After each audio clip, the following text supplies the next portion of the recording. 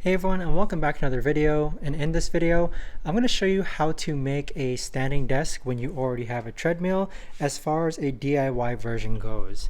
So I was actually able to do this when I already have an existing treadmill. So this video is going to be particularly useful for individuals who already have a treadmill, okay? And if you want to make a desk, I'll show you exactly what I did for less than $40.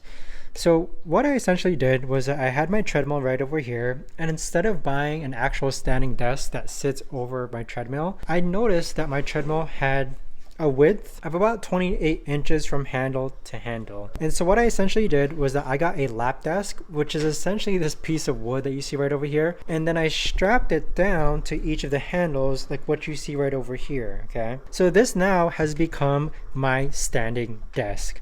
And I can't tell you enough that for under $40, where most people probably already have treadmills without the desk portion, this is a really excellent hack so that you can just set your laptop here or your iPad here, and you're able to go ahead and walk while working at the same time.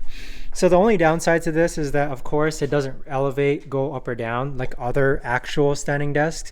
But this really does the trick as far as me allowing to go on the treadmill and get around 10,000 steps every day, while also being able to work, while also being in front of the TV. So if you're interested in a mechanism like this right here, again, it's just measuring between your handles of your treadmill, getting a lap desk or a piece of wood, and then strapping it down via these straps like this right here. So this is just really, it's such simple straps, and then once you actually have it strapped down, it really doesn't move, okay? I mean, it does move a little, but it's not like gonna fall off your treadmill.